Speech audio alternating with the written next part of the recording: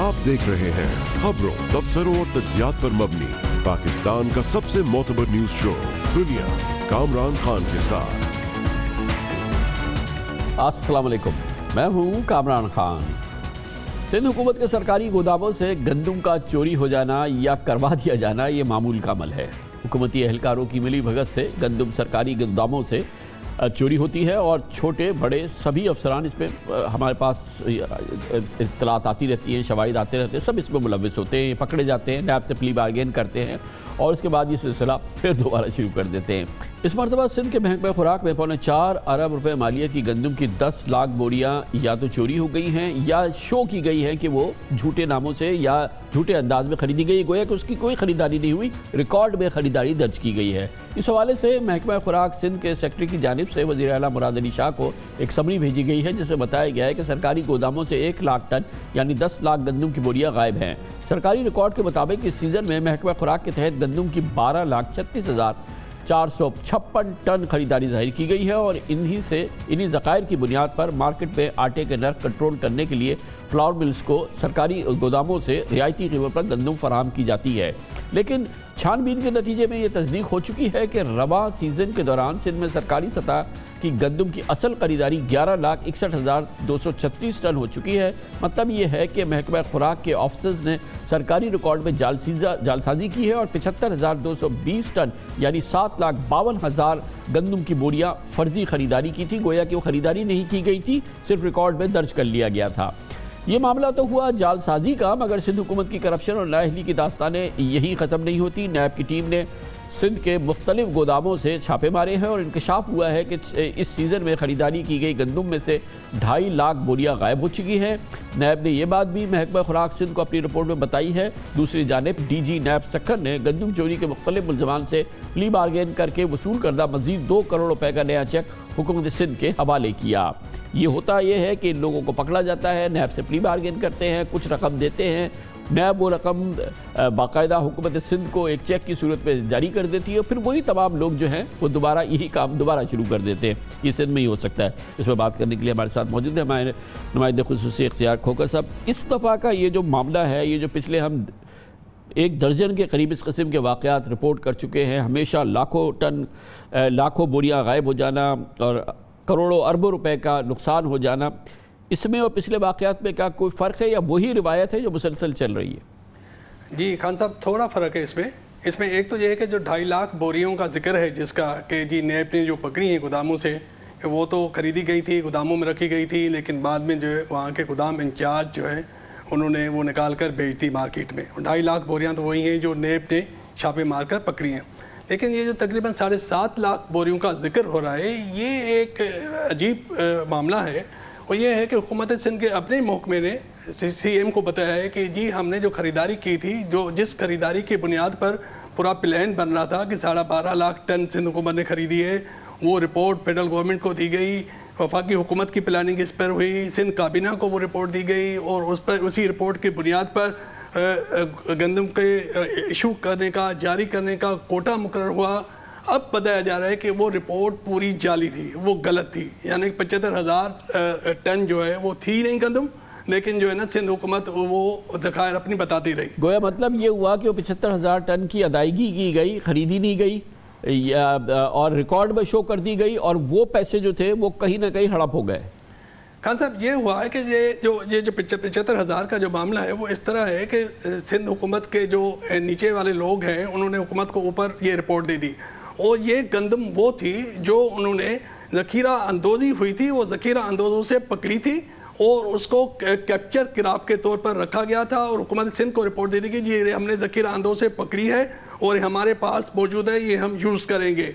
लेकिन वो उस गंदम कि बैंक से जो है ना वो अदायगी नहीं हुई और वो गंदम जो है ना सरकारी तौर पर खरीदी ही नहीं गई। वो गंदम तकरीबन जो जितनी भी थी 7.5 लाख बोरियां वो उन्हीं ज़ख़ीरा अंदों से मिलकर मार्केट में बेच दी। वो इस तरह है कि उन्होंने तकरीबन 3,000 रुपये की बोरी थी, वो मार्केट रेट तकरीबन 5,500 रुपये था, तो फी बोरी तकरीबन 2,500 रुपये का मुनाफा ये मिलकर कमाया गया। तकरीबन 2 से 2.5 अरब रुपये इस तरह ख़रीदा गया और चूँकि इसमें उन्होंने डायरेक्ट सरकारी पैसा भी इन्वॉल्व नहीं किया तो ये मतलब अब ना नेब का केस बन सकता है اور نہ ہی کوئی اینٹی کرپشن کا کیس بن سکتا ہے، لیکن ایک فراڈ ہو گیا۔ اور ایک یہ بھی کہا جا رہا ہے کہ یہ سال کے اینڈ میں، یہ 30 جون کو ان کی کلوزنگ ہوتی ہے، اب 10 مہینے گزر ہو گئے، اب یہ معاملہ سامنے آیا کہ سال کے اینڈ میں یہ ہو سکتا تھا کہ یہ بینکوں سے پیسے نکال کر اور یہ شو کر دے کہ یہ کیری اوور کراپ ہے، یعنی کہ یہ ذخائر آگے کے لیے بچت ہے جو آگے ہم یہ، کیونکہ اب کئی سالوں سے انسپیکشن نہیں ہوئی، تو یہ بتایا جا رہا کہ یہ سلسلہ کئی سالوں سے شاید چل رہا تھا، اور اسی وجہ سے سندھ حکومت پر جو بینکوں کا قرضہ ہے فوڈ اکاؤنٹ میں وہ 82 ارب روپے ہو گیا ہے۔ اور یہ بھی خدشہ ہے کہ یہ جو پیسے بڑھتے گئے ہیں، یہ ہر سال ایسا ہوتا رہا ہے کہ گندم کی خریداری ہوئی نہیں ہے لیکن ریکارڈ میں خریداری شو کر کے بینکوں سے پیسہ نکالا گیا ہے۔ تو اس لیے اب وزیر اعلیٰ سندھ نے ایک کمیٹی بٹھا دی ہے محکمہ خوراک کی سفارش پر، ایک 4 رکنی کمیٹی ہے، وہ اس کی تحقیقات کرے گی کہ وہ کیا ہوا۔ اور اس کے علاوہ فارنسک آڈٹ کا بھی ایک آرڈر دیا گیا تھا 1 سال پہلے کہ فارنسک آڈٹ کرائی جائے فوڈ اکاؤنٹ کی، لیکن وہ سمری دبا کے رکھی گئی کیونکہ فارنسک آڈٹ ہوتی تو یہ سارا فراڈ پکڑا جاتا۔ اب وہ فارنسک آڈٹ والی جو فائل ہے وہ بھی نکالی گئی ہے، اور یہ کہا جا رہا ہے کہ جی اب فارنسک آڈٹ ہوگی اور اس میں گویا کہ اس چیز کا اپیرنٹلی سیریس نوٹس لیا ہے چیف منسٹر نے، اور وہ اس کو انویسٹیگیٹ کروانا چاہتے ہیں، مطلب بظاہر تو یہی لگ رہا ہے۔ جی خان صاحب، اب یہ معاملہ جب سیکرٹری صاحب نے سمری بھیجی ہے تو اس کے بعد یہ معاملہ آیا ہے، لیکن یہ بھی اہم بات ہے کہ یہ فارنسک آڈٹ کا جو آرڈر ہے سی ایم صاحب کا وہ 1 سال پہلے کا ہے، 1 سال پہلے یہ سمری منظور شدہ ہے، لیکن وہ دبائی رکھی گئی، وہ اس فرم کی سلیکشن ہو گئی، اس کے لیے 1 کروڑ روپے فائنانس سے جاری ہو گئے، لیکن وہ اس فرم کو ٹھیکہ نہیں دیا گیا تاکہ جو ہے وہ فارنسک آڈٹ نہ ہو سکے اور یہ فراڈ پکڑا نہیں سکے۔ تو اب یہ فائل باہر آئی ہے اور اب یہ کہا جا رہا ہے کہ جی ہم فارنسک آڈٹ کرائیں گے تاکہ یہ 82 ارب روپے کا جو قرضہ سندھ حکومت پہ چڑھا ہے فوڈ اکاؤنٹ میں وہ کیسے چڑھائے۔ تہ بر تہ کرپشن کی کہانی ہے، تہ بر تہ کرپشن کی کہانی ہے۔ کمرشل بریک، اس کے بعد ذکر کرتے ہیں وفاقی کرپشن، اور اس میں ایف بی آر کا محکمہ سر فہرست ہے۔ ٹیکس ایڈوائزر کا اس میں ایک نیا رول سامنے آیا ہے، ذکر نہیں ہوا ہے مگر ہمیشہ سے رہا ہے، اور وہ ہوتا ہے مڈل مین، اور یہ کتنی کرپشن میں اس کا ہاتھ ہوتا ہے، خاص طور پہ ٹیکس کے معاملات میں، انکم ٹیکس کے معاملات میں۔ اس کا ہم جواب حاصل کریں گے کراچی ٹیکس بار ایسوسی ایشن سے چھوٹے سے وقفے کے بعد۔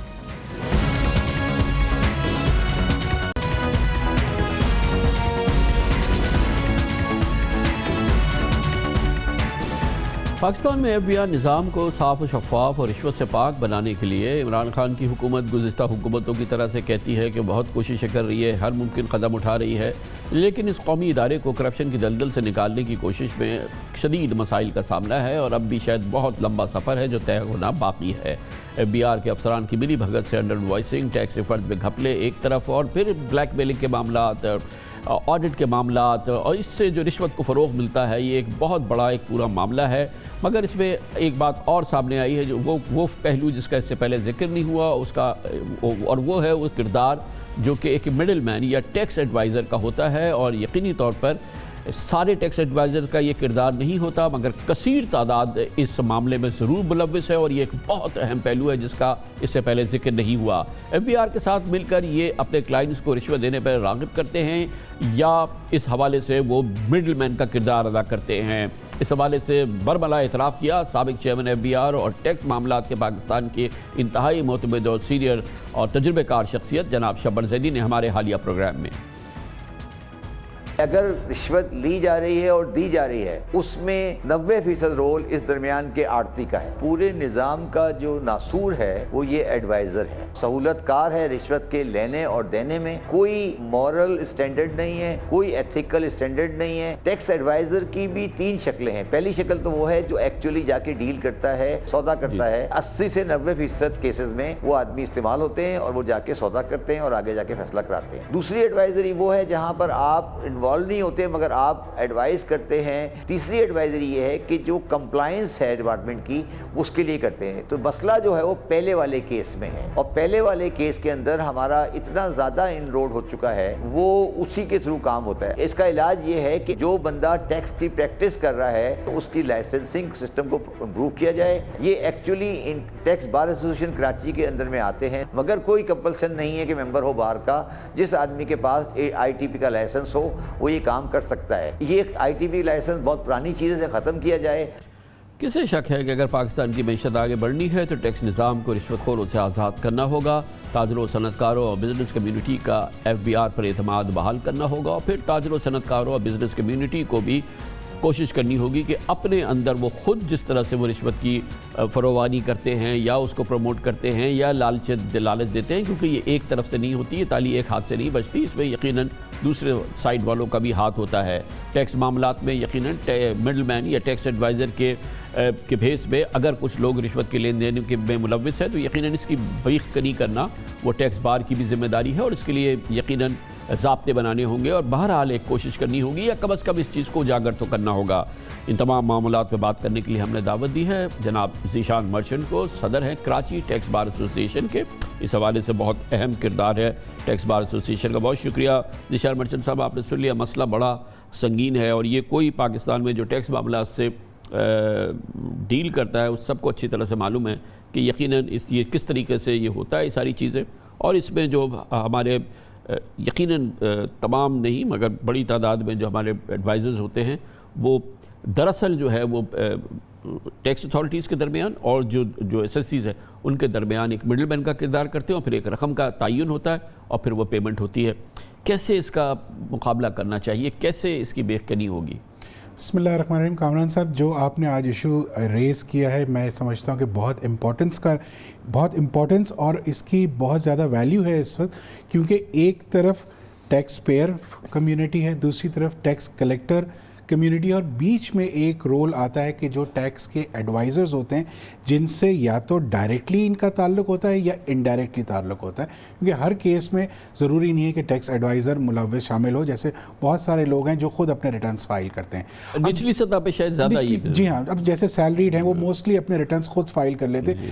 ٹیکس ایڈوائزرز کا رول وہاں شروع ہوتا ہے کہ جہاں پہ کوئی ٹیکس پیئر انہیں انگیج کرتا ہے کہ ان کے بیہاف پہ یا تو ریٹرن کو فائل کیا جائے یا ان کے بیہاف پہ اپیئر ہوا جائے کہ وہ اگر کوئی نوٹس آتا ہے FBR کا تو اس کے بیسس پہ ٹیکس ایڈوائزر کو انگیج کیا جاتا ہے اور وہ اپنا رول پلے کرتے ہیں اس میں کہ اس کا جواب دیتے ہیں اور اس کے جو بھی نوٹس آتا ہے اس کا جواب دیتے ہیں۔ اب جہاں تک بات ہو رہی ہے کہ کرپشن میں کتنا انوالومنٹ ان کا ہے، تو میں نہیں سمجھتا کہ یہ پوری حد تک بات صحیح، جیسے آپ نے بھی فرمایا ہر جگہ پہ اچھے برے لوگ ضرور ہوتے ہیں، لیکن یہ کہنا کہ ٹیکس بار کا اس میں کوئی انوالومنٹ ہے یہ بالکل ٹھیک نہیں ہے۔ ایک ٹیکس ایڈوائزر کسی حد تک شاید شامل ہو سکتا ہے، لیکن اگر آپ دیکھیں تو ریفنڈز، جیسے ریفنڈز کے اوپر یقیناً بات ہوتی رہی ہے، تو ریفنڈز انکم ٹیکس کے تو 6 سال کے بعد ملے ہیں، تو 6 سال کے بعد اب جا کے کہیں گے ریفنڈز ملے، تو اس سے پہلے ریفنڈز ایشو کبھی ہوئے ہی نہیں ہے FBR میں، یعنی ہمیشہ ہم سر مار کے تھک جاتے تھے کہ ریفنڈ مل جائے، لیکن ریفنڈ FBR نہیں دیتا تھا۔ تو ایک اچھی انہوں نے ٹرسٹ بلڈنگ فیکٹر یہ شروع کیا کہ پچھلے سال جب یہ کووڈ-19 آیا تو انہوں نے ریفنڈز کا اجرا کرنا شروع کیا، اور اس سال جو لوگوں نے ریٹرنز فائل کیے سرپرائزنگلی اس کے ریفنڈز بھی اب آ چکے ہیں، تو یہ ایک اچھی چیز FBR کی طرف سے ہے۔ جہاں تک تعلق ہے ٹیکس ایڈوائزرز کا، تو ٹیکس ایڈوائزر خود سے کبھی بھی آفر نہیں کرے گا، اس میں یہاں پہ وہ مڈل مین ضرور شامل ہیں کہ جو نہ ٹیکس بار کے ممبرز ہیں نہ وہ ڈائریکٹلی انگیجڈ ہوتے ہیں۔ یہ بہت سارے چلتے پھرتے لوگ FBR میں بھی آتے ہیں کہ کہتے ہیں کہ ہم ریفنڈ کرا کے دیتے ہیں۔ میں بالکل 100% آپ سے ایگری کرتا ہوں، لیکن پھر بھی ٹیکس بار لیول پہ وہ لوگ جو کہ بار کے ممبر ہیں، جو کہ ریسپیکٹیبل ایڈوائزرز ہیں، کہ ایک ماحول آپ چاہیں تو ایک کنسنسس ڈیولپ کر سکتے ہیں کہ بھائی اس طرح کے کاموں میں ہم بیچ میں دلالی ہمارا کوئی آدمی نہیں کرے گا، کہیں دیکھیں کوشش کریں کہ بھائی ہم یہ نہ کریں گے، کیونکہ یہ بھی بات سامنے آئی ہے کہ جو دیا جاتا ہے اس میں پھر اس کا بیچارے کا جو بیچ والا ہے اس کا اپنا بھی کٹ ہوتا ہے، وہ اپنا بھی کاروبار کر رہا ہوتا ہے اس کے اندر، اور یہ یقیناً بڑا مکروہ کام ہے، ایک عجیب و غریب ایک اتنا بڑا پروفیشن ہے، اس کے اندر اگر ایسی کالی بھیڑیں موجود ہیں، ٹھیک ہے کوئی طریقہ نہیں ہے کہ ہم ان کو پکڑیں یا ان کو سزا دیں یا کچھ کریں، لیکن کم از کم اس چیز کو ہم اجاگر تو کر سکتے ہیں، یا ایک کنسنسس بار کر سکتی ہے آپس میں بیٹھ کے بات کرنا کہ یار تمہیں لینا ہے اور تمہیں دینا ہے تو آپس میں جانو، کم از کم ہمیں استعمال نہ کرو۔ دیکھیے میں آپ کو بتاؤں کراچی ٹیکس بار کا ہمیشہ سے یہ وتیرہ رہا ہے کہ جب ہمارے پاس کوئی نئے ممبرز بنتے ہیں تو نہ صرف ہم ان کے لیے ایک اوپننگ والا سیمینار رکھتے ہیں جس میں ان کو بتائیں کہ ایک ٹیکس بار کے ممبر کی کیا رسپانسبلٹیز ہیں، ہم ان کو گائیڈ بھی کرتے ہیں، اور ہمارے یہاں جو ڈیولپمنٹ پروگرامز ہوتے ہیں جو کہ جیسے کہ پروفیشنل ڈیولپمنٹ پروگرام ہے، اس میں ایتھکس کے اوپر پورا ایک سبجیکٹ ہے جو ہم اپنے ممبرز کو بتاتے ہیں کہ what are the ethical requirement of becoming the member of Karachi Tax Bar, and at the same time एक member जो भी किसी भी टैक्स बार का, चाहे कराची हो, लाहौर, कोई भी पाकिस्तान की टैक्स बार हो, उसका अगर वो मेंबर बनता है तो उसके लिए क्या एथिकल रिस्पॉन्सिबिलिटीज़ और रिक्वायरमेंट्स हैं। जहाँ तक आपने बात ये फरमाई कि मेंबर हमारे यहाँ से ये टैक्स बार्स को ये रोल प्ले करना चाहिए, तो यकीनन हम अपने बार से ये रोल प्ले करते हैं कि ये रिश्वत के एक गंदी चीज़ है कि जिसको प्रमोट तो किसी सूरत नहीं होना चाहिए। मैं ये भी समझता हूँ कि बहुत सारे लोग जो बहरहाल इसमें इन्वॉल्व होते हैं, शायद वो बादिल्ला खास्ता होते हों या इस हालात के अंदर वो मजबूर होते हों, लेकिन बहरहाल ऐसा लग रहा है कि FBR में अब एक अच्छी लीडरशिप है, कोशिश कर रहे हैं वो लोग कि कुछ बेहतरी आए। और अब ये नया जो स्टेप हुआ है जिसके अंदर वो एक व्हाट्सएप नंबर वगैरह दिया है, मेंबर ऑपरेशंस कहते हैं कि बराह रास्त आप हमें शिकायतें भेजें, और शायद कुछ एक्शन भी हुआ है। जो एडवाइज़र्स हैं, क्योंकि इसमें एनोनिमिटी जो है वो की गई है, आप लोग कितना कलीदी किरदार अदा कर सकते हैं अगर एक एडवाइज़र इस किस्म के फोरम को इस्तेमाल करे और इन लोगों की शिकायत करे कि ब्लैकमेल किया जा रहा है या रिफ़ंड के पैसे मांगे जा रहे हैं या जो भी इस किस्म के मामलात होते हैं, तो आपको लग रहा है ना कि एक फोरम तो है अब जो सामने आया है। देखिए, फोरम तो पहले भी मौजूद था, फेडरल टैक्स ऑम्बड्समैन का फोरम मौजूद था कि जहाँ पे जो भी मैल प्रैक्टिसेस अगर FBR वाले करते थे तो उसकी शिकायत का एक फोरम मौजूद था। लेकिन प्रॉब्लम क्या है, होता ये है कमरान साहब कि एक जो सिस्टम में आपके मौजूद है, बे इंतहा नोटिसेस उसको इशू कर दिए जाते हैं, वो उसको इतना मजबूर कर दिया जाता है कि वो उनसे जाके मिल जाए और उनसे जाके किसी न किसी की कोई ना कोई नोटिसेस, ऐसे नोटिसेस जिसको सुन के उसके रोंगटे खड़े हो जाए। मैं आपको ये बताऊं कि इस वक्त FBR में एक ड्राइव चल रही है कि जो रिफंड एडजस्टमेंट्स की, जिन्होंने इस साल रिटर्न में अगर किसी ने 3,000 रुपये भी रिफंड एडजस्टमेंट किया है तो उसको एक नोटिस आ चुका हुआ है और उससे कहा कि इस साल के भी सारे टैक्स के सारे चीज़ें दो, जो टैक्स डिडक्शंस हैं, और पिछले साल की जिस साल का रिफंड क्लेम किया उसकी भी दो।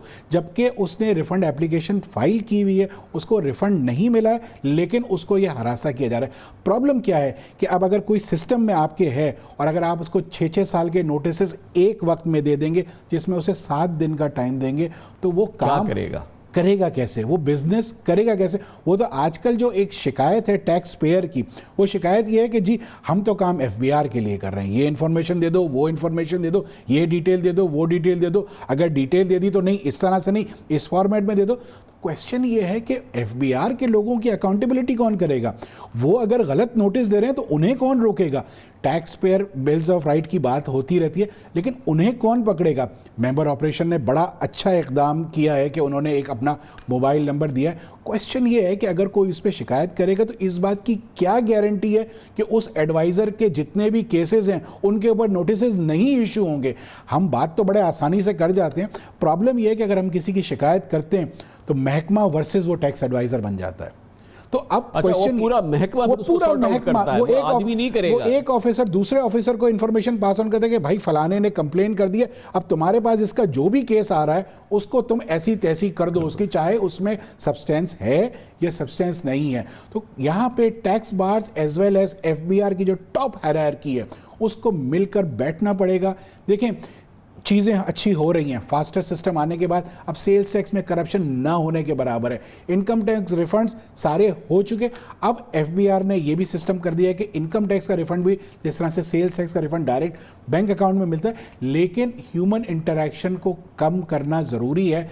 क्या ही बेहतर हो? एक बड़े टैक्स पेयर ने बताया कि मेरा इनकम टैक्स रिफंड आया तो मेरे जो एडवाइज़र है उसको फ़ोन आ गया कि जो आपका रिलेटेड ऑफिसर है उसके पास वो आ गया है कि आपको रिफंड मिल गया है, तो इसका 4% जो है ये आप पहुंचा दें, उससे गरीब में पहुंचा देते। क्वेश्चन ये कि ये वो पैसा क्यों दे रहा है? सवाल ये पैदा होता है कि ये पैसा वो क्यों दे रहा है, क्योंकि उसे पता है कि अगर खुदा ना करे कि ये रिफंड आ तो गया लेकिन उसको इशू नहीं होगा, और अगर वो पैसा अगर नहीं देगा तो उसका ऑडिट सामने खड़ा हुआ है तैयार। देखिए, यहाँ पे दोनों टिट फॉर टैट करना पड़ेगा। अगर आप बात ये करते हैं कि कहीं ना कहीं मिडलमैन या टैक्स पेयर इन्वॉल्व है तो यकीनन टैक्स कलेक्टर भी इसमें इन्वॉल्व है, उसकी भी उतनी ही जिम्मेदारी है और उसे भी उतना ही सामने अकाउंटेबल होना पड़ेगा, अदरवाइज ये सिस्टम तबाह हो जाएगा। कोशिश ज़रूर हो रही है, एक अच्छा स्टेप ज़रूर लिया जा रहा है इमरान खान और उनकी टीम की तरफ से, लेकिन इसमें जो स्टेक होल्डर्स हैं उनको साथ में लेके चलना पड़ेगा, और जो इसमें लोग सिस्टम में नहीं हैं انہیں پکڑنا بہت ضروری ہے کہ جو فائلرز آپ کے یا ٹیکس پیئرز نہیں ہیں. جب تک آپ ان کے پیچھے نہیں جائیں گے اس ٹائپ کی چیزیں ہوتی ہیں. تھینک یو سو مچ, بہت بہت شکریہ. بہت مناسب رد عمل اور دلیل تھی جناب ذیشان مرچنٹ, صدر کراچی ٹیکس بار ایسوسی ایشن. کمرشل بریک, اس دوران نیوز ہیڈ لائن دیکھیں, جس کے بعد ہم اپنے پروگرام کے باقی کے ساتھ واپس آتے ہیں.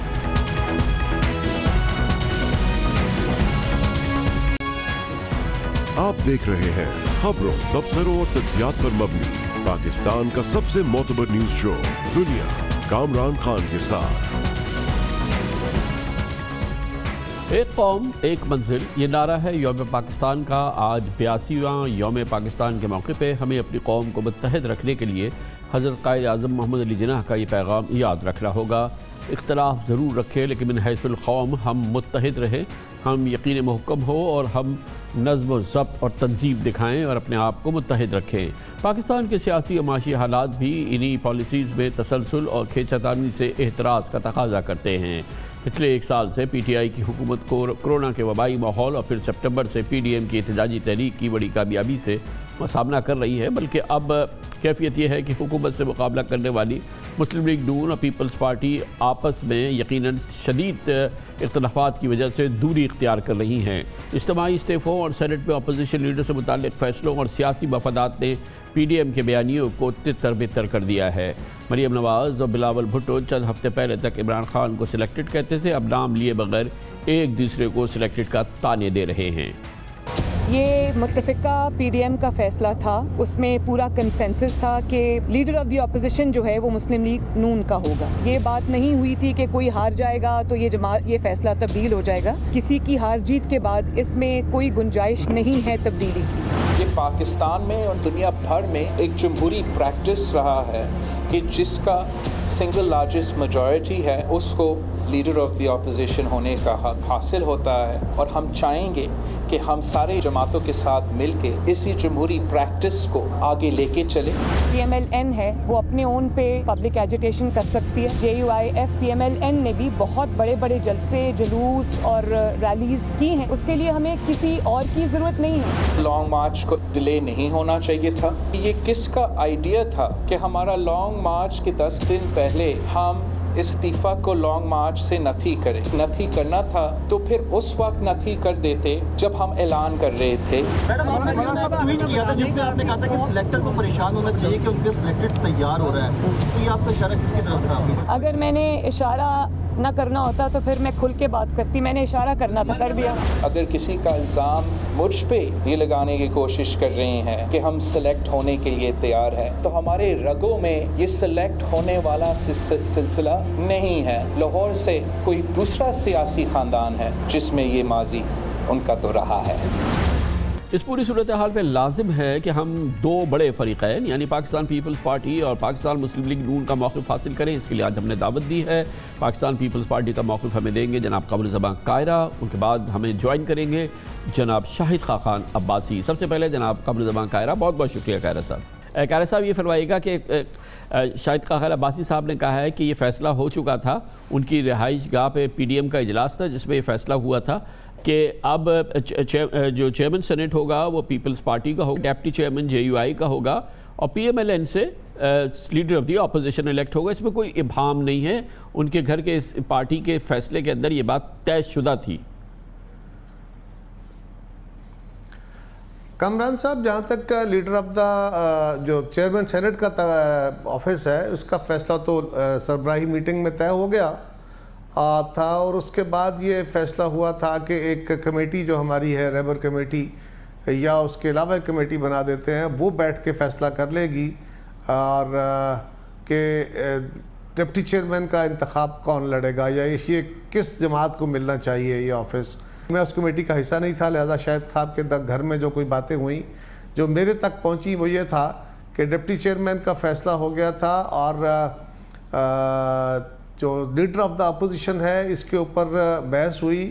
کچھ ساتھیوں نے کہا کہ نہیں یہ بات تو اصول کی ہے کہ ایک جماعت ایک سیٹ لے, دوسری لے, تیسری کو لیڈر آف دا اپوزیشن ملنا چاہیے.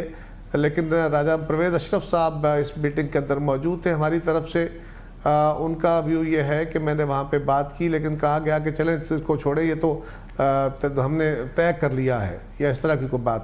لیکن میری گزارش یہ ہے کہ بالکل ہمیں اس ویو کا بھی احترام کرنا چاہیے.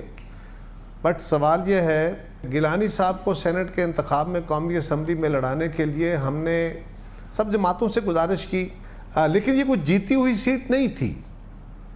یہ نہیں تھا کہ کوئی بھی الیکشن لڑ لے گا تو یہ صورتحال بن سکتی ہے, سو جیتی ہوئی سیٹ پیپلز پارٹی کو دی جائے, ایسا نہیں تھا. لیکن ہم سب نے محنت کر کے, کوشش کر کے, کاوش کر کے یہ کامیابی حاصل کی, اور ہم نے اپنے سینئر موسٹ آدمی کو اس میں لانچ کیا تھا. اسی طرح چیئرمین کا الیکشن بھی کوئی جیتا ہوا الیکشن نہیں تھا. اس کے باوجود ہم نے سب نے کوشش کی, میں کسی ایک کو یہ نہیں کہتا کسی کی کوشش کم ہے زیادہ ہے, اور سب کی مہربانی ہے.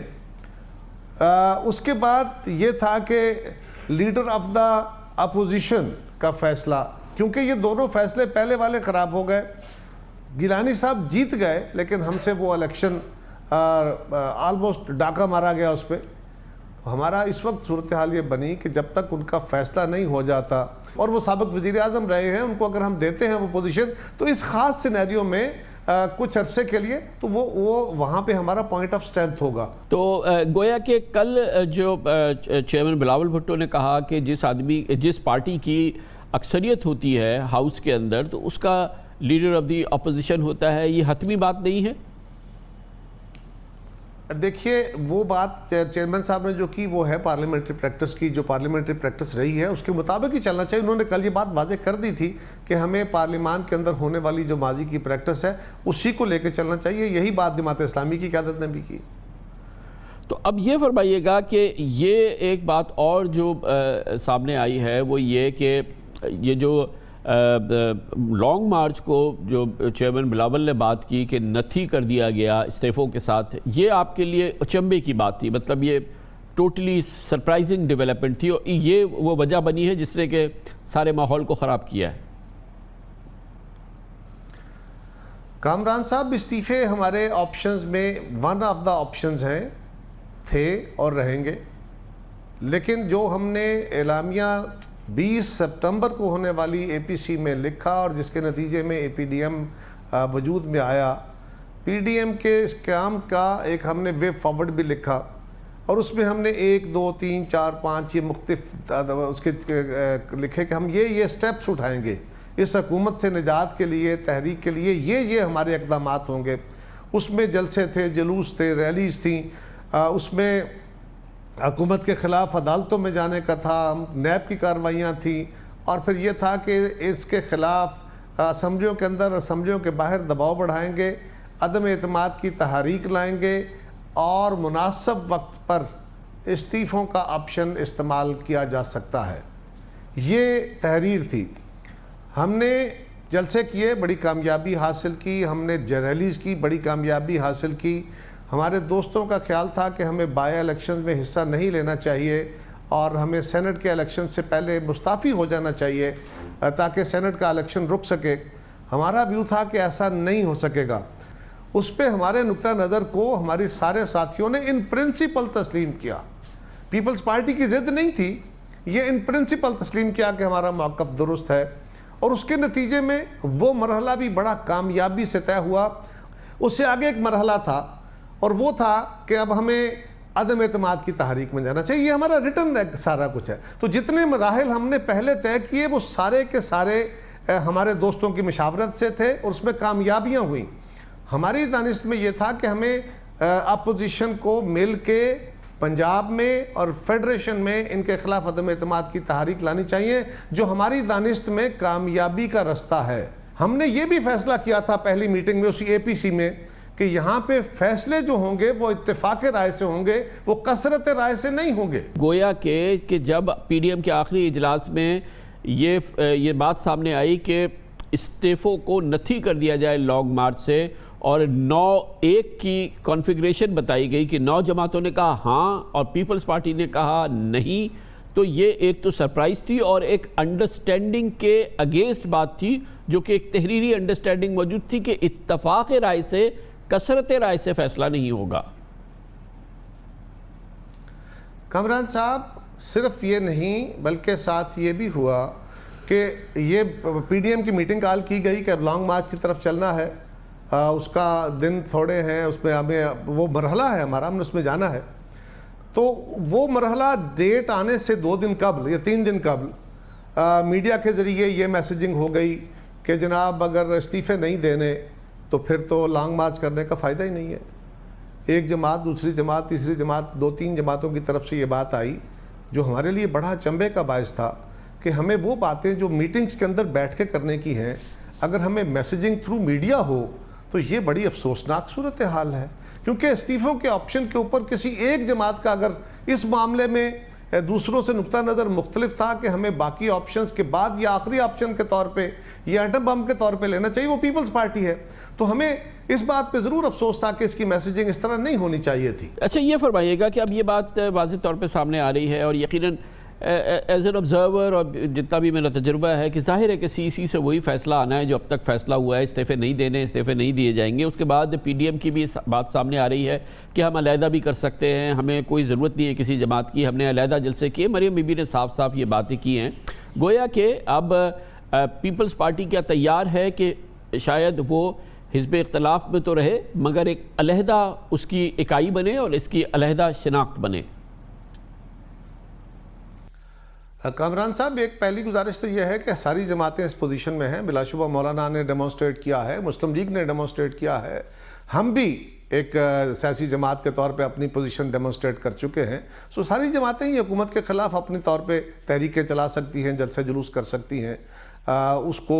اس میں کسی کی ضرورت ہے یا نہیں ہے یہ کہنے کی ضرورت نہیں ہے.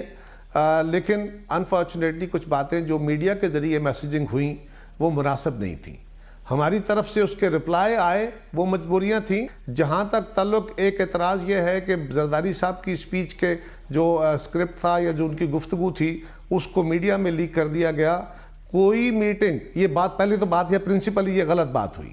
دوسری بات یہ ہے کہ کوئی ایسی میٹنگ نہیں ہے جس کے اندر ہونے والی گفتگو باہر ٹکرز کی صورت میں نہ چل رہی ہو. سو یہ کوئی ایسی میٹنگ نہیں تھی جس میں کوئی خاص تقریر باہر گئی. ہر میٹنگ کے اندر سے ٹکر اور سٹوریاں نکل کے چل رہی ہوتی ہیں، بلکہ کابینہ کے اندر سے بھی چل رہی ہوتی ہیں. کسی پہ تھوپنا تو نہیں ہے، نہ ہم کسی پہ تھوپے نہ کوئی ہم پہ، لیکن یہ وقت کی ضرورت ہے، اس کے بغیر گزارا نہیں ہوگا. یہ جو تاثر ابھرا ہے اور ظاہر ہے کہ اس میں بڑا مرکزی کردار تھا مریم بی بی کی ٹویٹ کا، جس میں کہ ایک سلیکٹڈ نے کام ہو گیا ہے، دوسرا سلیکٹڈ تیار کیا جا رہا ہے، جس کی محمد زبیر نے تشریح بھی کی کہ یقیناً اس کا نشانہ پیپلز پارٹی کی لیڈرشپ تھی. اور پھر اس پہ نفیسہ بی بی نے، نفیسہ شاہ نے بھی اس کا جواب دیا. اور یہ جو ماحول بنا ہے جس میں کہ یہ تاثر جنم لے رہا ہے کہ پیپلز پارٹی نے ایکچولی کہیں ڈیل کر لی ہے اور اس وجہ سے وہ اب پی ڈی ایم کو انڈرمائن کر رہی ہے، اس پہ آپ کیا کہیں گے؟ میں زیادہ بات تو نہیں کرنا چاہتا کیونکہ اس سے میں ماحول کو تلخ ہو جاتا ہے. اور میں خود کہتا ہوں، میں خود اس بات کا قائل ہوں کہ ہمیں میڈیا کے ذریعے میسیجنگ نہیں کرنی. لیکن محمد زبیر صاحب تو خود 2 ملاقاتیں کر کے کچھ معاملات ٹھیک کرنا چاہتے تھے جو نہیں ہو سکے اور اس کے نتیجے میں معاملات خراب ہوئے. یہ بات مجھے کہنے کی ضرورت نہیں ہے، آپ خود اس پہ سٹوریز کر چکے ہیں. اس کے علاوہ بھی بہت ساری باتیں ہیں، کس نے کب کس وقت کوئی ڈائلاگ کیا، مذاکرات کیے، کیا ہوا. لیکن وہ ایک ماضی تھا، ایک ماضی قریب ہے، ایک ماضی بعید ہے. ہم اس کے چکر میں نہیں پڑ رہے ہیں. ہم صرف یہ کہہ رہے ہیں کہ اگر ہمیں کہا گیا اور میڈیا کے سوال اٹھے تو اس کا جواب پھر دینا پڑ جاتا ہے بعض اوقات بندے کو. لیکن وہ ایک ہسٹوریکل پرسپیکٹو میں ہے. میں پھر یہ کہوں گا کہ ہمیں میٹنگز کے اندر کی جانے والی باتیں وہیں بیٹھ کے کرنی چاہیے، ورنہ میڈیا کے ذریعے ایک دوسری جماعت کے اوپر میسیجنگ ہوگی تو میں شاید خاقان صاحب میری باتوں کا جواب دیں گے، میں کسی اور کی باتوں کا جواب دوں گا تو تلخیاں پڑ جائیں گی. قاہرہ صاحب بہت بہت شکریہ. اور اب پاکستان مسلم لیگ نون کے موقف کا جاننے کا وقت آ گیا ہے. جناب شاہد خاقان عباسی ہمیں جوائن کریں گے مگر ایک چھوٹے سے وقفے کے بعد. ابھی آپ نے پاکستان پیپلز پارٹی کا موقف سن لیا جناب قمر زمان قاہرہ سے، اور کیونکہ یہ معاملہ پی ڈی ایم کی 2 بڑی جماعتوں کے درمیان ہے، اس موضوع پہ ہم مزید بات کرتے ہیں. پاکستان مسلم لیگ نون کا موقف ہمیں دیں گے پی ایم ایل نون کے چھوٹی کے رہنما سینئر وائس پریزیڈنٹ محترم شاہد خاقان عباسی ہمارے ساتھ موجود ہیں. عباسی صاحب، آپ سے اس سے پہلے بھی اس موضوع پہ بات ہوئی، ابھی قاہرہ صاحب سے بھی بات ہوئی تھی. ان کا کہنا یہ ہے کہ یہ جو سینٹ میں لیڈر آف دی اپوزیشن کی بات ہے، اس کا انہوں نے پورا بیک گراؤنڈ دیا کہ یہ بہرحال جو آخری میٹنگ جو رہبر کمیٹی کی میٹنگ آپ کے گھر میں ہوئی، اس میں انہوں نے کہا کہ راجہ پرویز اشرف صاحب نے اپنی بات کی تھی اور اس میں انہوں نے باور کرانے کی کوشش کی تھی کہ ہماری اس میں میجورٹی ہے مگر ان کی بات سنی نہیں گئی، اس لیے یہ تاثر ہے اور یہ پارلیمانی اور جمہوری پریکٹس ہے کہ اکثریتی جماعت کا لیڈر آف دی اپوزیشن ہونا چاہیے. گویا کہ وہ 100% آپ کے اس جو نیریٹو ہے اس آپ کے گھر کی میٹنگ کے حوالے سے وہ اس سے ایگری نہیں کرتے ہیں. جی قاہرہ صاحب وہاں موجود نہیں تھے. اگر پیپلز پارٹی کو کوئی ڈس ایگریمنٹ ہے، کیونکہ ایگریمنٹ تو ہو چکا تھا، کوئی ڈس ایگریمنٹ ہے تو پی ڈی ایم کے پلیٹ فارم پر اس کو ریز کر لیں، وہاں پر بات ہو جائے گی. کیونکہ یہ پی ڈی ایم کے پلیٹ فارم سے یہ طے ہوا تھا کہ سینٹ کی چیئرمین شپ جو ہے پیپلز پارٹی کے پاس ہوگی، deputy chairman J U I nominate کریں گے اور لیڈر دی اپوزیشن جو ہیں وہ P M L N nominate کرے گی. اس میں کوئی ابہام نہیں تھا اور نہ ہونا چاہیے. بہرحال اگر کوئی شک شکوہ ابہام ہے تو اس کا ایک ہی پلیٹ فارم ہے کہ پی ڈی ایم کے پلیٹ فارم پر اس کو ریز کر لیں. ان کا یہ بھی کہنا ہے کہ یہ جو استعفوں کا معاملہ ہے، یہ کل بلاول بھٹو صاحب نے بھی پوچھا تھا کہ یہ کہاں کب فیصلہ ہو گیا تھا کہ اب یہ نتھی ہوں گے، اور یہ کہ ٹیک اٹ اور لیو اٹ والی جو سچویشن تھی اس کا فیصلہ کس نے کیا، جو کہ پھر پی ڈی ایم کی لاسٹ میٹنگ میں سامنے رکھا گیا کہ بھائی کہ اگر لانگ مارچ کرنا ہے تو پھر ہمیں اس کے اینڈ پہ استعفے دے دینے چاہیے. یہ وہ کہتے یہ ہیں کہ ان کے لیے سرپرائز تھا. یہ سرپرائز نہیں تھا، یہ ڈیبیٹ ہوتی ہے ہر پی ڈی ایم کی میٹنگ میں اور ہر جماعت اپنی رائے کا اظہار کرتی ہے کہ ہمارا لائے عمل کیا ہونا چاہیے. تو یہاں کسی چیز کو کسی سے نتھی نہیں کیا گیا، یہ ایک غلط تاثر ہے. وہاں ہر جماعت نے بات کی اور 9 جماعتوں نے یہ کہا کہ وہ یہ سمجھتے ہیں کہ اس لانگ مارچ کے اختتام پر ہمیں قومی اسمبلی سے استعفیٰ دے دینا چاہیے. اس بات سے پیپلز پارٹی نے اتفاق نہیں کیا، یہ ان کا حق ہے. اور اس کے بعد ان کو کہا گیا کہ انہوں نے کہا کہ ہماری سی سی نے اجازت نہیں دی، تو ان کو کہا گیا کہ آپ اپنی سی سی کی میٹنگ بلا لیں اور ہم لانگ مارچ کو مؤخر کرتے ہیں اور اپنے فیصلے سے ہمیں آگاہ کر دیں تاکہ آئندہ لائے عمل جو ہے وہ بن سکے.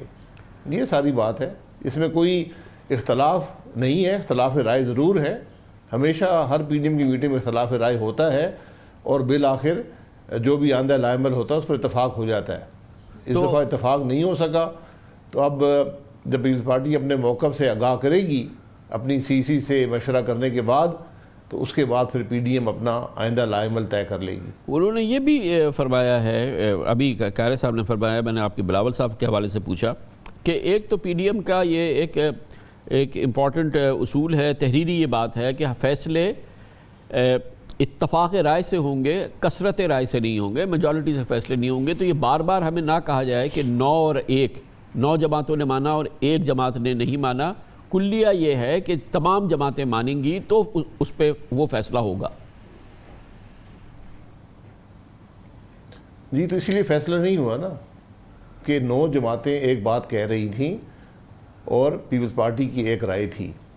تو ہمیشہ ماضی میں تمام جماعتیں مشورہ کرتی ہیں اور جب ایک جماعت دیکھتی ہے، مثلا ہم خلاف تھے اس بات کے کہ سینٹ الیکشن میں اور بائی الیکشن میں حصہ لیا جائے. پیپلز پارٹی کی اور چند دوسری جماعتوں کی رائے تھی، اس پر بحث ہوئی اور بالآخر فیصلہ ہوا کہ حصہ لیں گے. تو اس دفعہ 9 جماعتوں نے بڑے واضح کہہ دیا کہ ہم لانگ مارچ کے آخر میں استعفیٰ دینا ضروری ہے. اس پر پیپلز پارٹی نے اتفاق نہیں کیا. چونکہ اتفاق رائے نہیں ہو سکا تو پیپلز پارٹی کو ان کی عذر تھا کہ ان کی سی سی نے اجازت نہیں دی. تو اب اپنی سی سی کے پاس جائیں گے اور پھر آ کر اپنا موقف جو ہے وہ پی ڈی ایم کے سامنے رکھیں گے. یہی طریقہ ہوتا ہے مشاورت کا. اور بھائی صاحب یہ فرمائیے گا کہ اتنی شدت سے اس اسمبلی سے استعفیٰ آپ لوگ دینا چاہتے ہیں، ابھی اس کے کسی لیجسلیٹو پروسیس میں، کسی پروسیس میں آپ حصہ بھی نہیں لینا چاہتے اور مکمل آپ نے اس کو ڈسلاج کر دیا. آپ نے کہا کہ یہ قومی اسمبلی کسی قابل نہیں ہے، لیکن اس کے باوجود آپ الیکشن لڑ رہے ہیں. آپ ابھی بھی چاہتے ہیں کہ آپ کا کراچی سے آپ الیکشن لڑ رہے ہیں قومی اسمبلی کا، ڈسکا سے آپ الیکشن لڑ رہے ہیں، جبکہ ہو سکتا ہے اگلے ہفتے آپ کو استعفیٰ دینا پڑے یا 10 دن بعد استعفیٰ دینا پڑے. تو وہ لوگ جو ووٹرز ہیں وہ، اور یہ مطلب یہ پالیسی کیا ہے، یہ ذرا سا مجھے سمجھائیے نا. جی یہ پالیسی یہ ہے کہ الیکشن لڑنا ہمارا حق ہے، استعفیٰ بھی اسمبلی سے دینا ہمارا حق ہے. تو جب تک ہم استعفیٰ نہیں دیتے، یہی فیصلہ پی ڈی ایم نے کیا ہے کہ ہم الیکشن میں حصہ لیں گے تاکہ ووٹر اپنی جو اس کی ناراضگی ہے، جو اس کا احتجاج ہے، وہ ریکارڈ کر سکے کہ یہ حکومت جو ہے یہ ختم ہو چکی ہے، اس نے عوام کو تکلیف کے علاوہ کچھ نہیں دیا۔ پارلیمان آج مفلوج ہے، 3 سال میں وہاں پر پاکستان کے عوام کی کوئی بات نہیں ہو سکی، نہ ہی کوئی ایسی لیجسلیشن آ سکی جس سے پاکستان کے عوام کو فائدہ ہو۔ تو یہ ایک مفلوج، ایک چوری شدہ الیکشن کے نتیجے میں جو حکومت آئی ہے، اس نظام میں یہ ہماری غلطی تھی، ہم اس نظام میں شامل ہوئے، گویا کہ اب آپ جو ووٹ مانگ رہے ہیں وہ اس بات کا نہیں مانگ رہے کہ مفتاح اسماعیل صاحب اور ڈسکا سے آپ کے کینڈیڈیٹ جو ہیں ان کے مسئلے حل کریں گے، ان کے کام کریں گے، ان کی خدمت کریں گے، اب جتنا بھی مدت قومی اسمبلی کی باقی ہے، بلکہ آپ اس لیے مانگ رہے ہیں کہ وہ استعفیٰ دے دیں گے اور وہ ان کو ریپرزنٹ نہیں کریں گے اس قومی اسمبلی میں۔ نہیں جی، استعفے کا فیصلہ پی ڈی ایم کرے گی۔ جب تک وہ فیصلہ نہیں ہوتا ہم الیکشن میں حصہ لیں گے۔ ہم الیکشن میں حصہ لے کر پاکستان کے عوام کی جو رائے ہے اس کا مظاہرہ کرتے ہیں کہ اگر پاکستان کے عوام یہ سمجھتے ہیں کہ ان کی تکلیف جو ہے وہ اسی صورت میں ہے کہ الیکشن سے استعفیٰ دیا جائے تو اس کا ساتھ دیں گے۔ یہ بڑی سیدھی سی بات ہے۔ سیاست میں الیکشن جو لڑے جاتے ہیں وہ عوام کی رائے کا اظہار ہوتا ہے۔ عوام جو ہیں آج تنگ ہیں، عوام تکلیف میں ہیں، مشکل میں ہیں، تو ان کی رائے کا اظہار جو ہے وہ استعفے میں ہی سمجھیں گے۔ اس لیے ہم نے الیکشن لڑنا ہمارا حق ہے، ہم لڑیں گے۔ جب فیصلہ ہوگا کہ استعفے دیے جائیں تو وہ بھی دے دیے جائیں گے۔ آپ کی کوشش تھی کہ مثال کے طور پہ کراچی میں آپ کا پیپلز پارٹی سے براہ راست مقابلہ نہ ہو کراچی کے بائی الیکشن میں، تو یہ آپ کی کاوش کامیاب نہیں ہوئی ہے بھائی صاحب؟ نہیں، یہ میری کوشش نہیں تھی۔ یہ اس سے پہلے پی ڈی ایم کے بننے سے بھی پہلے اپوزیشن میں یہ فیصلہ ہوا تھا کہ جو جماعت جنرل الیکشن میں دوسرے پوزیشن پر آئی تھی، اگر اس کی اپنی سیٹ نہیں تھی جو خالی ہوئی ہے، جو دوسرے نمبر پر تھی وہ الیکشن لڑے گی۔ اور اس پر میرا خیال ہے کہ پچھلے 3 سال میں پاکستان مسلم لیگ نون نے شاید 8 جگہ پر الیکشن نہیں لڑا اس اصول کے تحت۔ تو ابھی بھی ہمیں امید ہے کہ اسی اصول کے تحت وہاں سے جو اپوزیشن ہوگی اس کا ایک متفقہ کینڈیڈیٹ ہوگا، یہ ہمیں امید ہے۔ بہرحال اگر کوئی اور جماعت سمجھتی ہے کہ اس نے الیکشن ضرور لڑنا ہے، یہ ان کا فیصلہ ہے، لیکن ان تمام جماعتوں کے لیے ہم نے الیکشن چھوڑے ہیں اور ہمیں توقع ہے کہ اسی اصول پر دوسری جماعتیں اس الیکشن میں حصہ نہیں لیں گی جو اپوزیشن میں ہیں۔ اچھا، یہ جو تلخیاں جنم لی ہیں جس میں ایک بڑا نمایاں تھا رول، جس میں کہ یہ مریم بی بی کا ٹویٹ تھا، سلیکٹڈ ایک فارغ ہو گیا، دوسرا سلیکٹڈ تیار ہو گیا، جس کو زبیر صاحب نے بڑا اسپیسیفکلی کہا بھی کہ یہ پیپلز پارٹی کی لیڈرشپ کے بارے میں ہے۔ پھر مریم بی بی نے بھی اس کی بات کی، پھر پیپلز پارٹی نے بھی اس کا جواب دیا کہ دراصل ڈیل تو آپ کی لیڈرشپ نے کی ہے۔ نفیسہ شاہ پیپلز پارٹی کی ترجمان ہے کہ نواز شریف صاحب کنوکٹ ہونے کے باوجود ضمانت پہ باہر چلے گئے، آپ کو باہر جانے کی اجازت مل گئی، اور اس طرح کی کئی، حمزہ صاحب بیل پہ رہا ہو گئے، تو ڈیل تو دراصل آپ لوگ کر رہے ہیں۔ گویا کہ یہ جو ڈفرینسز ہے یہ اب براہ راست ایلیگیشنز پہ بھی آ گئے ہیں سامنے۔ نہیں، کوئی ایلیگیشن نہیں ہے۔ پی ڈی ایم کا ایک مقصد ہے ملک کے نظام کی تبدیلی، اس سے اگر کسی کو اختلاف ہے تو بات کر لے۔ باقی ڈیل نہ ہم نے کبھی کی ہے نہ کریں گے۔ ڈیل کس سے کریں گے یہ آپ ذرا مجھے واضح کر دیں۔ اگر میری ہمشیرہ امریکہ میں بیمار ہیں تو کیا میں وہاں جانے کا حق نہیں رکھتا؟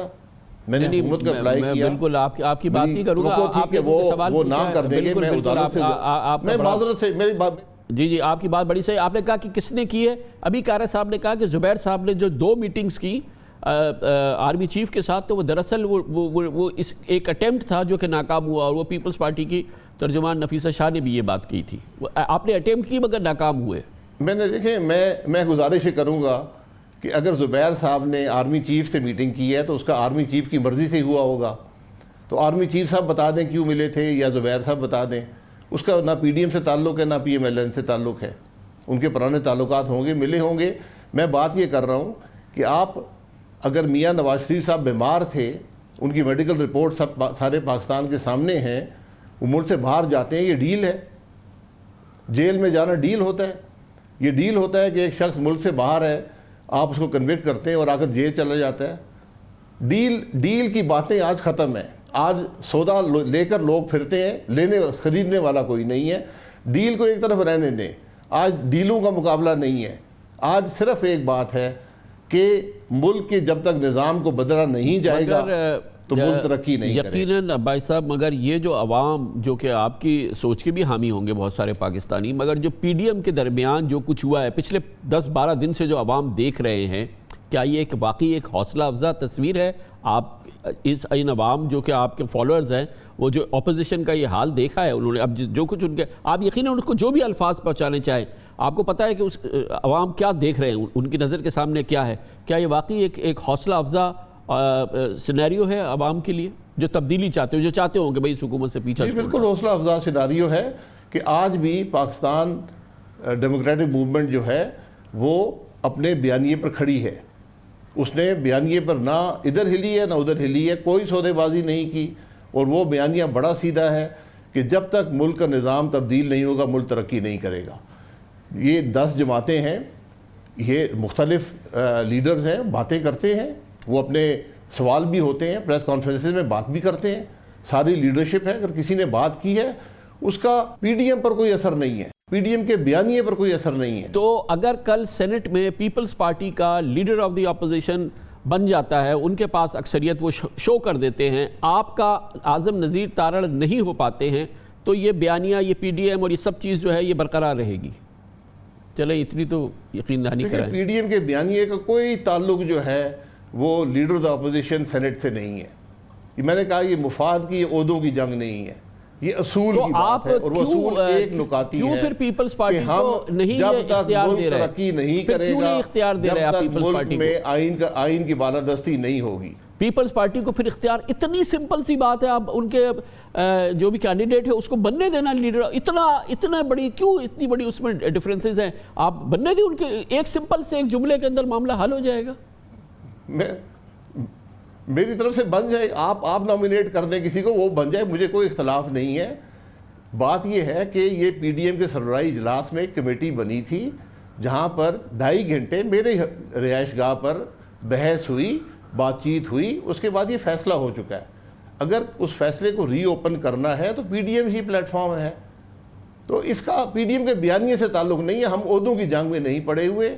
ایک بات جب طے ہو جاتی ہے پھر وہ طے ہو جاتی ہے. اگر اس کو آپ سمجھتے ہیں کہ وہ ٹھیک طرح طے نہیں ہوئی تو اس پر بات چیت کر لیں. اس کو پریس کے سامنے بات کرنی ضروری نہیں ہے. آپ سیدھی بات کر لیں کہ نہیں، ہم چاہتے ہیں کہ ہمارا آدمی بن جائے. ایسا کوئی موقف آج تک ہمارے پاس نہیں پہنچا. ہم تو اخباروں میں سنتے ہیں، آپ کی زبانی سنتے ہیں کہ بڑا ظلم ہو رہا ہے. کوئی ایسی بات نہیں ہے. پی ڈی ایم کا بیانیہ ایک نکاتی بیانیہ ہے. پھر بیان کر دیتا ہوں آپ کے لیے کہ جب تک ملک آئین کے مطابق نہیں چلے گا یہ ملک ترقی نہیں کرے گا. بہت بہت شکریہ جناب شاہد خاقان عباسی نے پاکستان مسلم لیگ نون کا موقف ہمارے سامنے رکھ دیا. اس سے پہلے قبل زبان قاہرہ صاحب پاکستان پیپلز پارٹی کا موقف ہمارے سامنے رکھ رہے تھے. اب اس کا ایک آزاد تجزیہ حاصل کرتے ہیں اس پوری سیاسی کیفیت کا. پاکستان کے نامور سینئر صحافی جناب مجیر الرحمان شامی ہمارے ساتھ ہوں گے چھوٹے سے وقفے کے بعد. تفصیل سے موقف حاصل کر چکے ہیں پاکستان پیپلز پارٹی کا. قبل زبان قاہرہ صاحب نے دیا، جناب شاہد خاقان عباسی نے پاکستان مسلم لیگ نون کا موقف دیا. پی ڈی ایم کا مستقبل کس جانب آگے بڑھ رہا ہے اس کا بھی آپ نے اندازہ لگایا. گزشتہ چند دنوں کے واقعات آپ کے سامنے ہیں. کیفیت یقیناً تشویشناک ہے as far as P D M کے مستقبل کے حوالے سے اور اس کے وجود کے حوالے سے جو کیفیت ہے، اور وہی ہوا ہے وہ دراڑ جو کہ ہمیشہ تھی، شاید بظاہر نظر نہیں آ رہی تھی پاکستان مسلم لیگ نون اور پاکستان پیپلز پارٹی کے درمیان، وہ وسیع سے وسیع تر ہو گئی ہے. اور سوچ میں جو کہ فرق تھا اور جو خلیج تھی وہ اور گہری ہو گئی ہے، یعنی کہ زرداری سوچ اور نواز شریف سوچ ہے. ان معاملات کا ایک آزاد تجزیہ حاصل کرتے ہیں پاکستان کے نامور سینئر ترین صحافیوں میں سے ایک اینالسٹ ہے، نیوز اینالسٹ، اور ہمارا ممتاز پروگرام ہوسٹ کرتے ہیں جناب مجیب الرحمان شامی ہمارے ساتھ موجود ہیں. بہت بہت شکریہ شامی صاحب. یہ فرمائیے گا کہ بظاہر جو حزب اختلاف کے یا اپوزیشن کے فالوورز ہیں پاکستانی، ان کے لیے بڑا حوصلہ شکن یہ پچھلے چند دن رہے ہیں، اور بظاہر صاف یہ لگ رہا ہے کہ ایک بار پھر پیپلز پارٹی اور مسلم لیگ نون مختلف سمتوں میں ایک جانب جا رہے ہیں. گویا کہ اپنی حقیقی جو ان کی نظریاتی اور فکری سوچ ہے اس طرف وہ واپس آ گئے ہیں، اور وہ جو ایک قربت کا ایک ہمیں فساد سا نظر آیا تھا وہ اب ختم ہو رہا ہے. کامران صاحب بہت شکریہ. یہ بڑی افسوسناک حقیقت ہے کہ پاکستان کی تاریخ میں کوئی سیاسی اتحاد بھی اس طریقے سے داخلی بحران کا شکار نہیں ہوا جس طریقے سے پی ڈی ایم ہو گئی ہے. یعنی ابھی منزل پر تو پہنچے نہیں ہیں، بلکہ ابھی آپ یہ سمجھیں کہ کوئی زیادہ فاصلہ بھی طے نہیں کیا، اور دونوں جماعتیں جو ہیں بڑی جماعتیں پی ڈی ایم کی، ان کے اختلافات نمایاں ہو گئے ہیں اور ایک دوسرے پر براہ راست حملے بھی شروع ہو گئے ہیں میڈیا کے سامنے. تو یہ اس سے دونوں جماعتوں کے جو سنجیدہ عناصر ہیں ان میں بڑی تشویش کی لہر دوڑی ہے، اور کوشش ہو رہی ہے کہ کسی طریقے سے ڈیمیج کنٹرول کر لیا جائے، لیکن آثار جو ہیں وہ کچھ اچھے نہیں ہیں. کالے بادل جو ہیں منڈلا رہے ہیں. شاوی صاحب، اگر مثال کے طور پہ جو حقیقتیں ہیں وہ تو عیاں ہو رہی ہے، جو کہ جیسے میں نے عرض کیا فکری سوچ اور جو بھی ہے، ظاہر ہے ایک جماعت اقتدار کی جماعت ہے، ایک جماعت اپوزیشن کی جماعت ہے، ایک جماعت اسٹیبلشمنٹ سے براہ راست تصادم چاہتی ہے، ایک جماعت جو ہے وہ اسٹیبلشمنٹ سے ملاپ جاری رکھنا چاہتی ہے. یہ ابھی وقتی طور پہ جیسے آپ کہہ رہے ہیں کہ کوششیں ہو رہی ہیں، تو لیپا پوتی سے کام تو نہیں چلے گا. ہاں جی، اصل تو پھر اگر یہ ساری باتیں اگر پیش نظر رکھی جاتی تو پھر تو اتحاد بنانے کی ضرورت نہیں تھی. اتحاد ہوا ہی اس لیے ہے کہ کوئی جماعت بھی تنہا اپنا دباؤ نہیں بڑھا سکتی تھی اور اپنا سکہ نہیں چلا سکتی تھی اس بازار میں جس میں وہ چلانا چاہتی تھی. تو اب جب کٹھے مل کر دباؤ بڑھایا گیا ہے تو پھر ہی کچھ ملنے کی امید پیدا ہوئی ہے، اور پھر ہی رال ٹپک رہی ہے اور منہ میں پانی جو ہے بھر آیا ہے. تو یہ اگر مفاد جو ہے اس کا تقاضا ہوگا تو پھر تو کچھ نہ کچھ مارے باندھے سفر جاری رہے گا. لیکن اگر اس نتیجے پہ پہنچ گئے کہ اب بس ایک دوسرے سے الگ ہونے ہی میں خیر ہے تو پھر وہ علیحدگی بھی ہو جائے گی. لیکن ابھی مجھے معلوم ہوا ہے کہ جو اپوزیشن لیڈر ہے سینٹ کا، اس کے حوالے سے کوشش ہو رہی ہے کہ اس کی نامینیشن مؤخر کر دی جائے. یہ تجویز پیپلز پارٹی کی طرف سے دی گئی ہے کہ 15 دن کی بجائے اس کو مزید مہلت لے لی جائے اور یوسف رضا گیلانی صاحب کی جو پٹیشن ہے اس کے نتیجے کا انتظار کر لیا جائے. گویا تو کہ یہ مولانا فضل الرحمان جو ہے قطرہ ٹالا جا سکتا ہے نا، مگر جو حقیقتیں ہیں وہ یوسف رضا گیلانی اور پی ڈی اے یا لیڈر آف دی اپوزیشن ہو یہ نہیں ہے نا. شاوی صاحب، حقیقت تو کچھ اور ہے، یعنی کہ اس میں بنیادی تصادم ہے جو کہ پیپلز پارٹی کی ضرورت ہے اور نون لیگ کی جو ضرورت ہے اور جو اس کی سوچ ہے، وہ تو اس میں سوچ میں ہی تصادم ہے. نہیں، یہ بات تو درست ہے کہ پیپلز پارٹی جو تصادم کے اثرات جو ہیں ان کو بھگت چکی ہے، اور ذوالفقار علی بھٹو صاحب کے ساتھ جو ہوا اس کے بعد جس طرح بساط جو تھی الٹی گئی اور اس کو بالکل صحراؤں میں خاک چھاننی پڑی، اس کے بعد پیپلز پارٹی چاہتی ہے کہ پارلیمانی سیاست جو ہے اس کے اندر اپنا کردار زیادہ سے زیادہ ادا کیا جائے. اور مسلم لیگ نون اور مولانا فضل الرحمان کچھ عقابی سوچ رکھتے ہیں، تو ہو سکتا ہے مسلم لیگ کے اندر بھی اس حوالے سے دو رائے موجود ہیں، اور یعنی تصادم کا راستہ جو ہے اس کے نتیجہ خیز ہونے پر کوئی یقین نہیں ہو پا رہا. اس لیے عین امکان ہے کہ کوئی ایسا راستہ اختیار کر لیا جائے کہ یہ دونوں جماعتیں جو ہیں پھر ایک دوسرے کی طرف دیکھتے ہوئے اور ایک دوسرے کو برداشت کرتے ہوئے آگے بڑھ جائیں. اور اس میں بھی کتنا وہ دائمی ہوگا وہ سوچ، کیونکہ ضرورت ہی نہیں ہے پیپلز پارٹی کو. اگر کچھ بھی ہو جائے، پورا نظام ہی الٹ جائے، دوبارہ الیکشن ہو جائے، تو وہی سندھ حکومت ملے گی نا پیپلز پارٹی کو، اور وہی چند انگلیوں پہ گننے والی سیٹس ملیں گی پنجاب میں. تو کیا مل جائے گا اس کو؟ اور پھر جب نظام ایک بار الٹ جاتا ہے اور حکومت ختم ہو جاتی ہے تو اللہ جانے کہ پھر کس کی حکومت بنے گی سندھ میں.